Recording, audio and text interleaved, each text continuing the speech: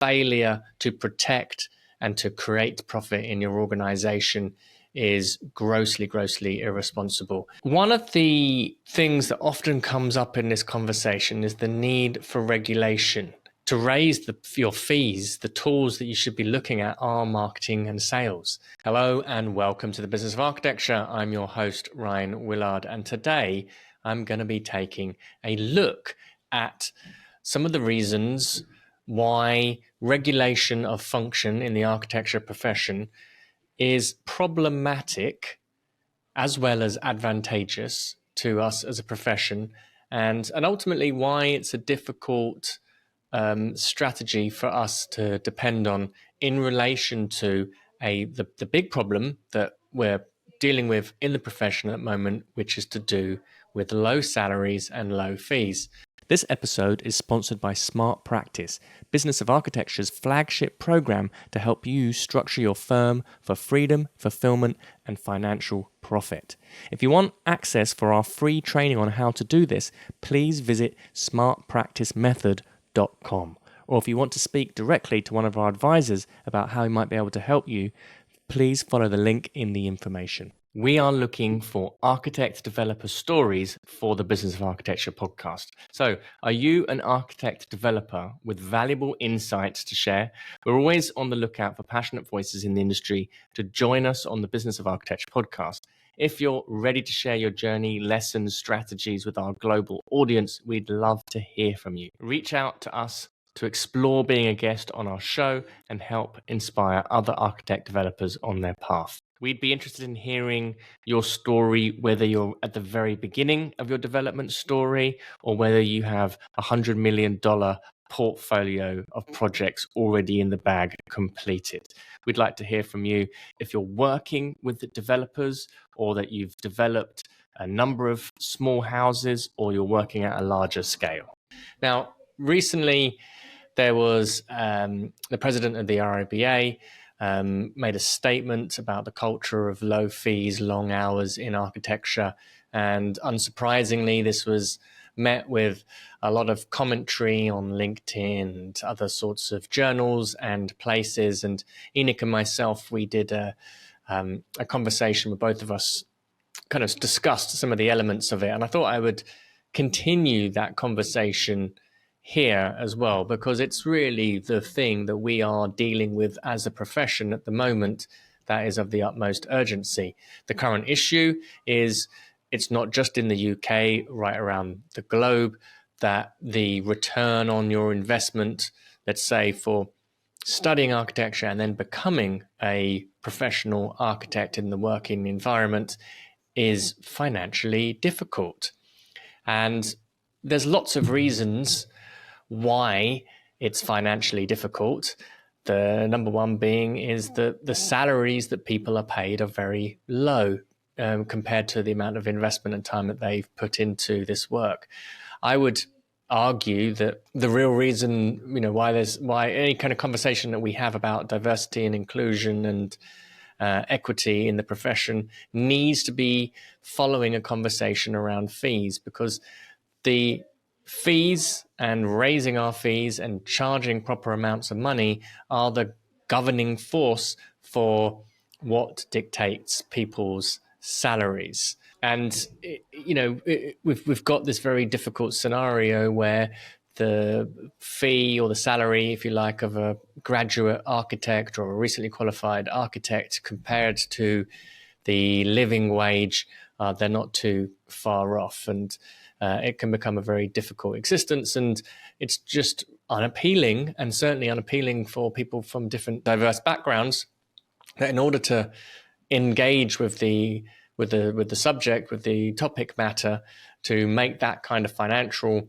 investment and then for it not to yield an overwhelming result, it's like, well, why would I do that? There are other professions, there are other routes that are going to be far more financially beneficial.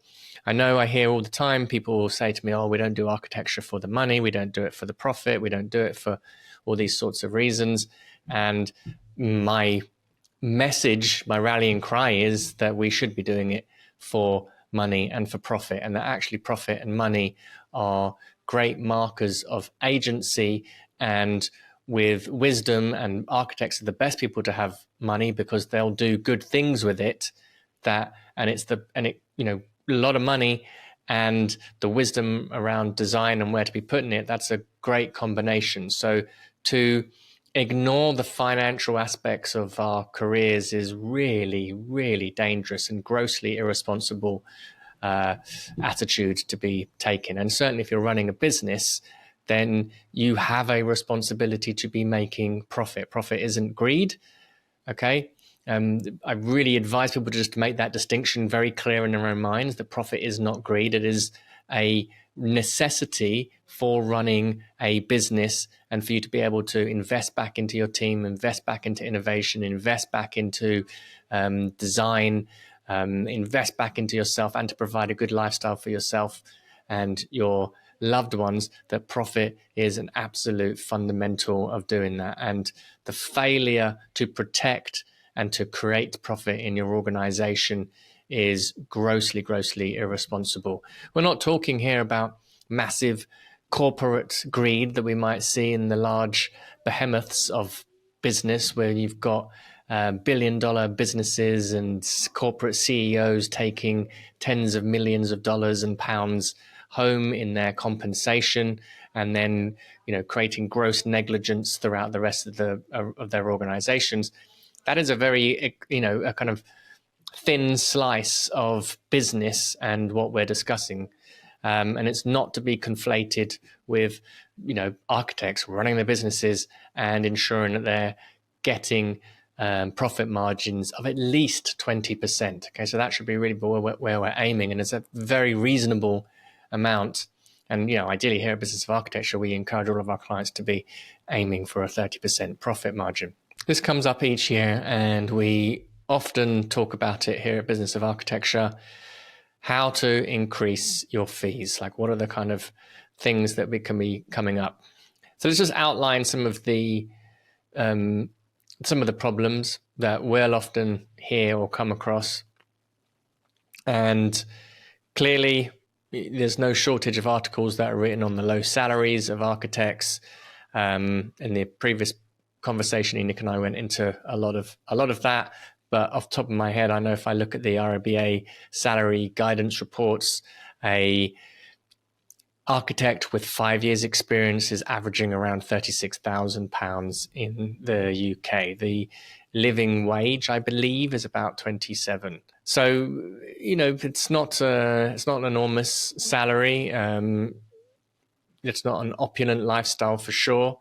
If you're living in a major city, that's going to be quite a challenging amount of money to be living off, certainly with the kind of inflated rent prices that we're seeing across somewhere like London, for example, where 1,200 quid, 1,500 quid is going to be not getting you an enormous amount.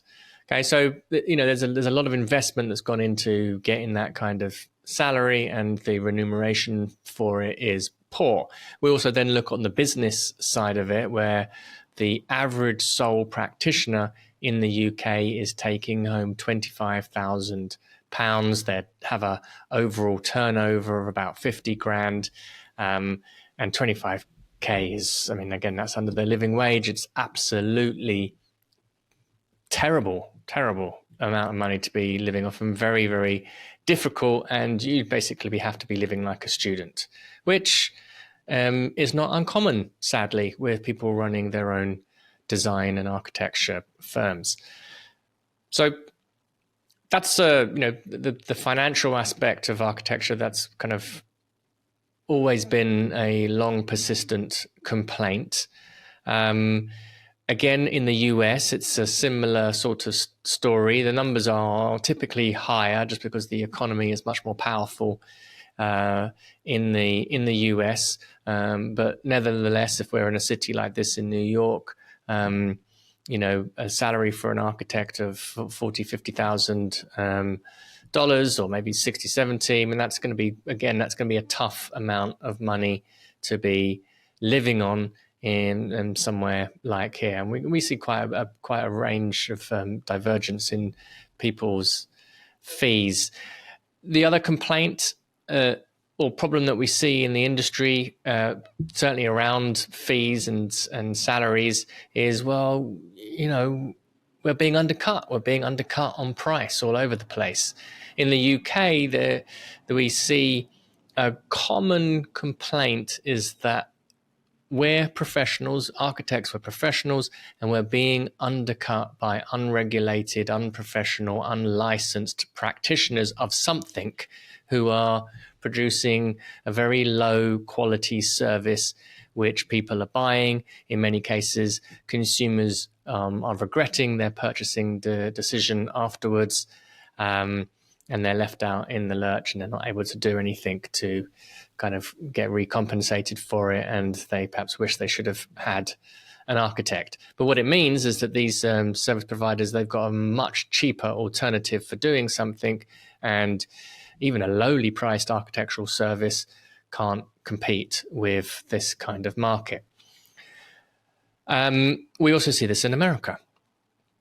We see it now America's got a slightly different scenario where that you require an architect's involvement or a design or a construction professional's stamp on buildings over a certain size, depending on what the state it is, or certain size and complexity.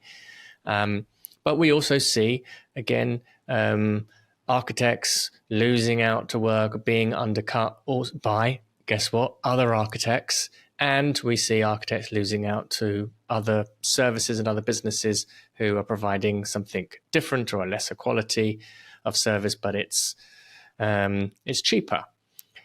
So the possibility I want to kind of envision here is a profession where there is more examples of financial abundance, where salaries can be very high, where businesses are able to be turning 30% profit margins, an industry where the professionals are well respected, and it's a desirable profession, and it's well remunerated right across the board.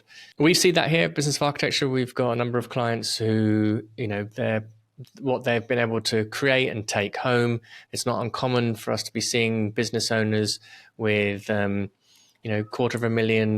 to $500,000 worth of salary.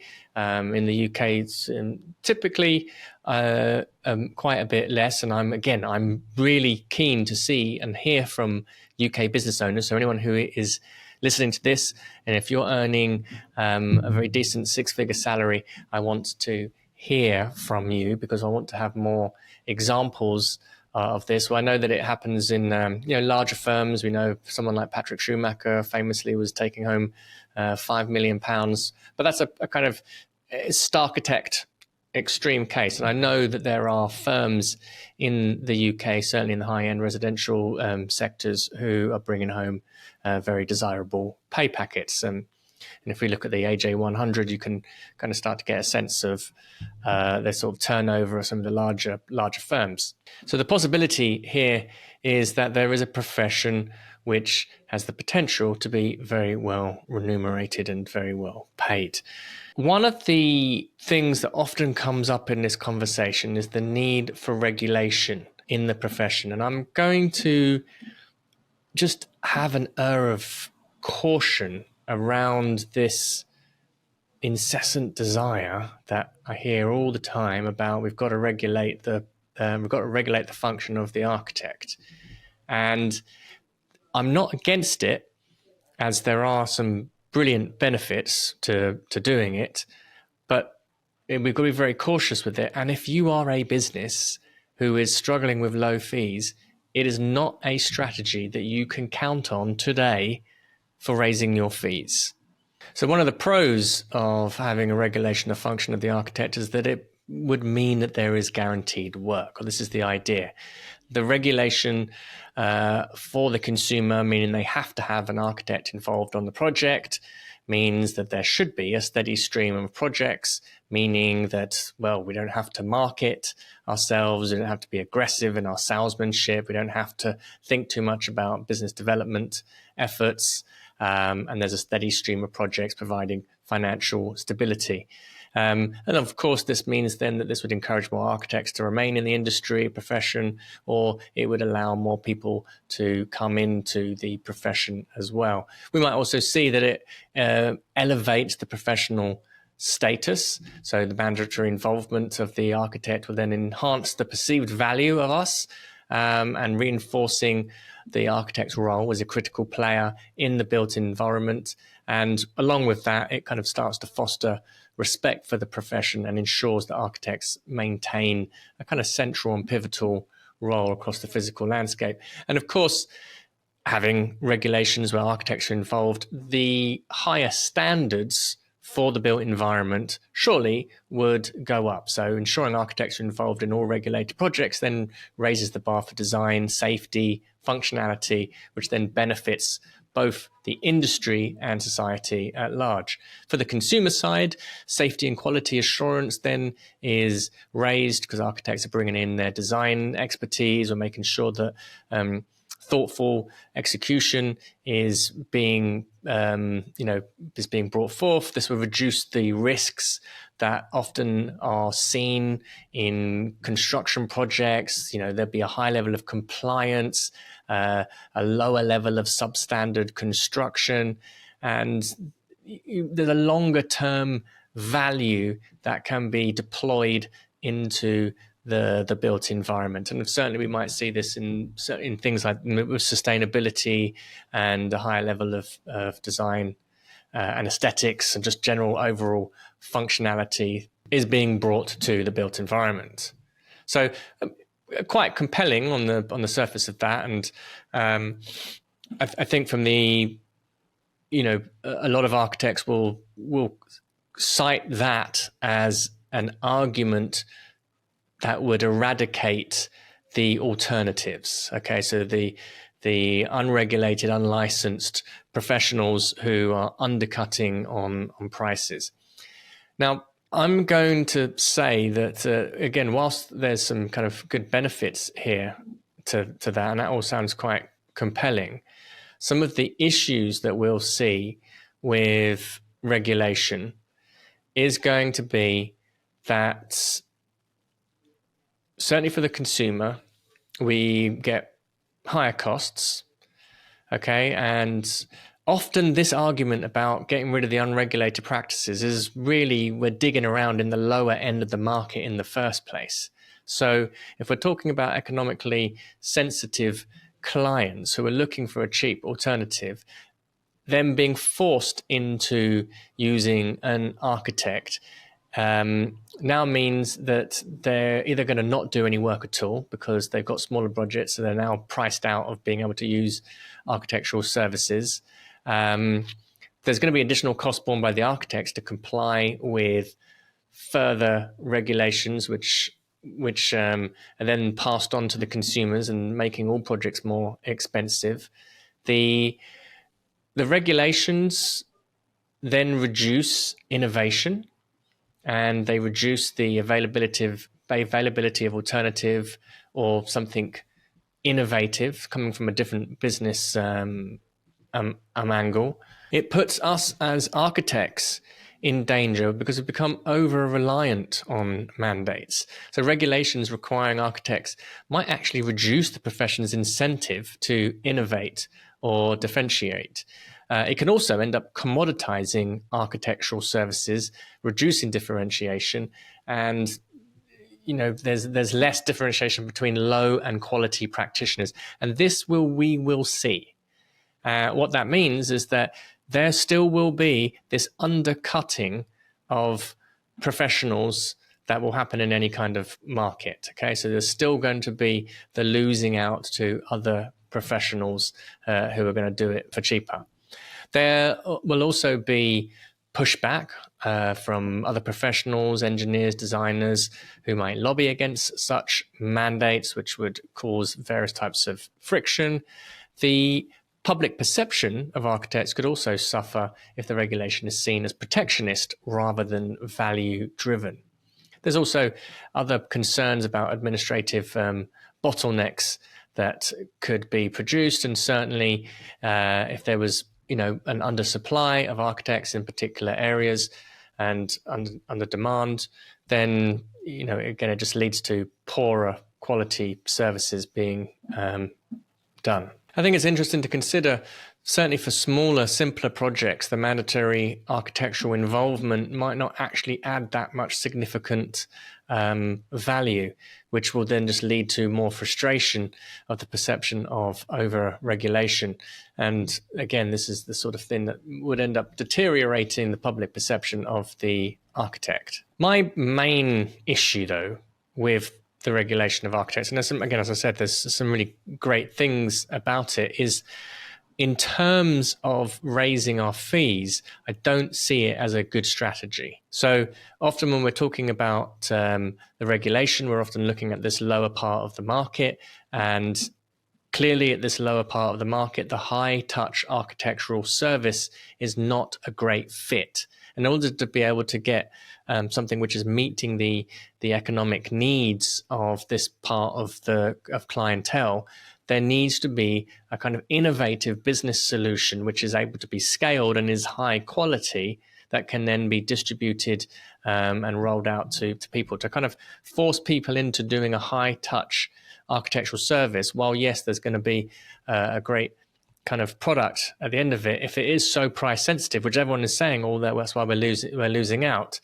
then it's problematic, because either the market can't support the kind of fees that we're looking for, or they just choose something different, and then we start to see either more dubious things, or kind of alternatives, or it just spurs on a different sort of way of getting around these kinds of mandatory regulations, which then creates an even more difficult scenario to be dealing with.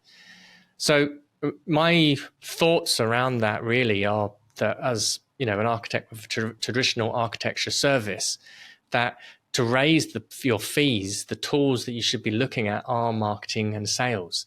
And these are enormous lifelong fields of study and endeavor. They're hugely rich, they're hugely complex, but you're running a business.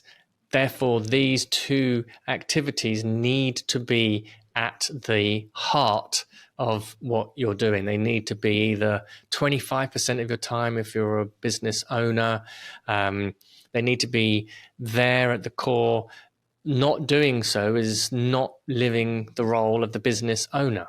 Okay, so I appreciate if you've started an architecture firm as an architect, that you want to be an architect, but you're no longer an architect because you are now legally a business owner, and you've registered this organization. So you have responsibilities to be making sure that you're making profit and you're bringing in money. And the way that we ensure that we bring in money and profit is with marketing and sales. So these are fields of endeavor that must be kind of taken upon. Nowadays, there's an enormous amount of resources of consultants and organizations that support specifically architects in developing marketing collateral, developing marketing strategies, helping with sales. So it's interesting to consider with this question of raising fees, that actually your fee is a form of marketing. Okay, so your fee is actually a way of positioning yourself in the marketplace. So a little bit of marketing strategy and making sure that you're going after projects and clients and a demographic that can actually support your fees. Well, that would be the first point of business intelligence to deploy, to make sure that you're able to go after the right sorts of people who have the capital to be able to pay for your high touch architectural service. The world and art of salesmanship, learning how to deal with objections, how to negotiate, and doing this all conversationally. There's numerous podcasts that we've done on this in detail about kind of strategies that you could deploy. But again, it's a skill set, and certainly the salesmanship skill set, which is a leadership conversation for you to be able to influence outcomes, which can be deployed across all areas of your business. That's a skill. It's a communication skill.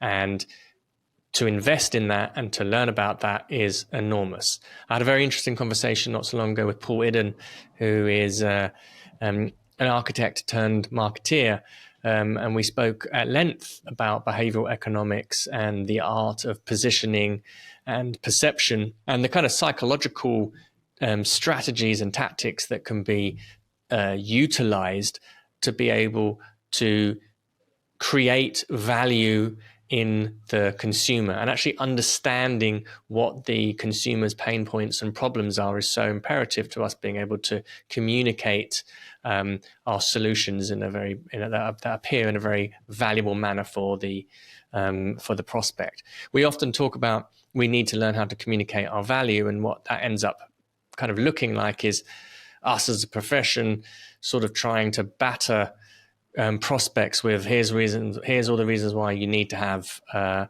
architect. Or it's kind of, we're talking very technical about things that are interesting and are of interest to architects, but when we fail the first step, which is just to meet the prospect or the client with where they are at, what are they looking for, what are their current problems and pains. And that is a skill. That's a skill of marketing. It's a skill of sales in being able to articulate these problems and pains. So I'll finish up here with some of the things that some of our clients have done, some strategies. As I said, my main point really here is that regulation change has some advantages. It could be very useful in some circumstances, but I don't want it to be a strategy that architects who are struggling against cheap competition can count on today. Okay, it's not going to change anytime soon. It's very admirable if you want to advocate for it and campaign for it, but it's not a strategy that you can count on today, and it's not also conclusive that it would produce the desired effect. I can only recount here my personal experience of working with hundreds of practices around the world that have struggled with losing work to cheaper alternatives and the things they have done to improve the fees. So the first thing is that they make changes to their client acquisition approach. And this might include developing new marketing, informing the public about the virtues of hiring an architect in a thoughtful manner. And that's often discussing about the kind of problems that might occur. It often involves understanding the problems of the prospective client, what they're dealing with, the reasons why they might be stimulated to start with a project. So if it's a commercial client, understanding their broader business agenda, the things that have been causing operational difficulties, a loss of profit, their stresses, their strains, their issues with hiring, and actually becoming an advocate and an ally of that profession becomes massively valuable. And it's the place where we can start to enter into a higher level conversation about where the architectural solution comes into it.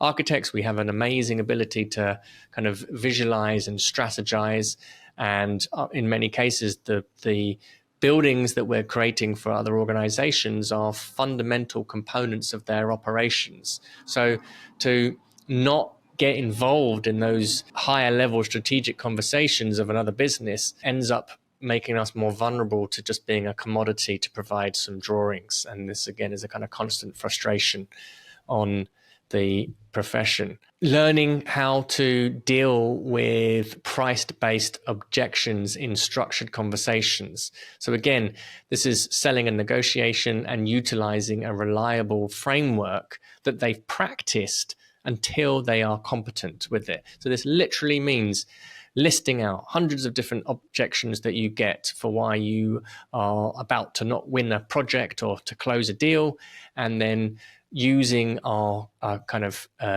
proven sales framework for dealing with these objections, going through them and practicing those conversational techniques until they're embodied in you, and then start using them.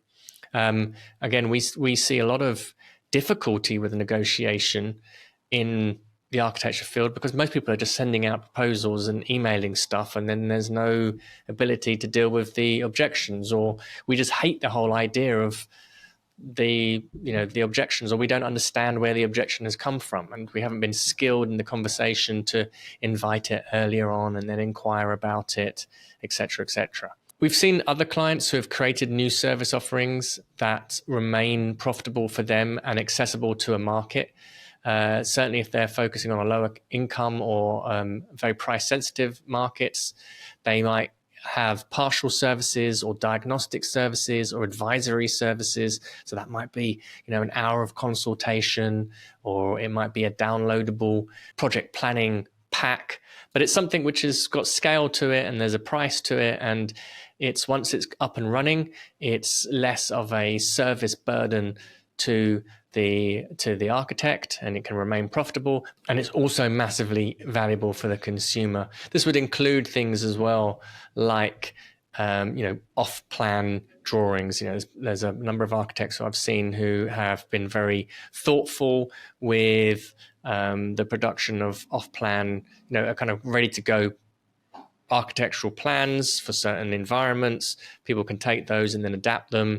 I was interviewing a practice not so long ago where they'd actually developed their own piece of CAD software, which was on their website, and prospective clients could go on and actually design something which was using a kind of modular technology. They could design their own house, and once they hit submit, they've got a set of plans and drawings that they can pay for, and depending on the complexity of what it was that they had designed, the kind of submission would come back and say, hey, actually, you need to have a little bit more of an advanced solution and architectural input for what it is that you're trying to do.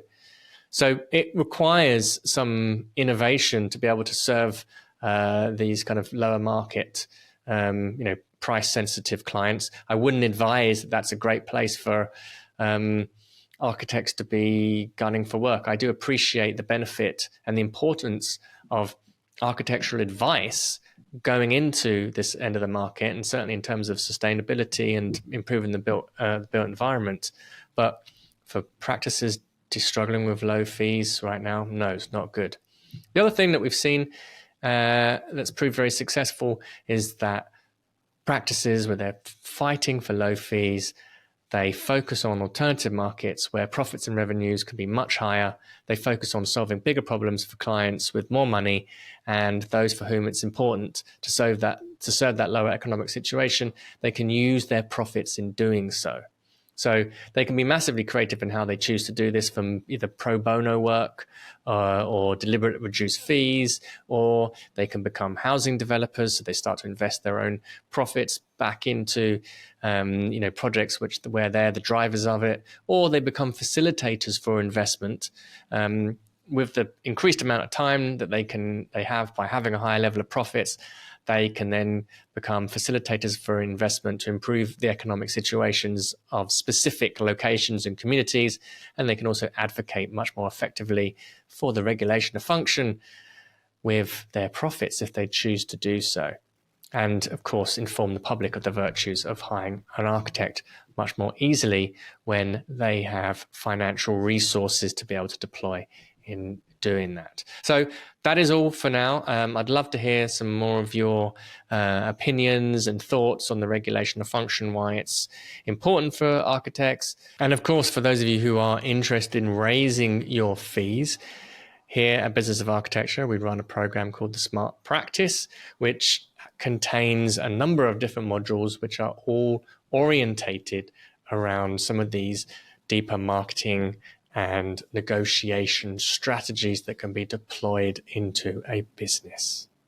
That's all for me. Thank you very much. Hey, Enoch Sears here, and I have a request. Since you are a listener here of the Business of Architecture podcast, Ryan and I, we love putting this podcast together. We love sharing information as much as we can glean from all the other industries that we're a part of to bring it back to empower you as an architect and a designer. And one thing that helps us in our mission is the growth of this podcast, simply because it helps other architects stand for more of their value, spreads the business information that we're sharing to empower architects together, so architects, designers, engineers can really step into their greatness, whatever that looks like for each individual. And so here my simple ask is for you to join us and be part of our community by doing the following: heading over to iTunes and leaving a review of the podcast.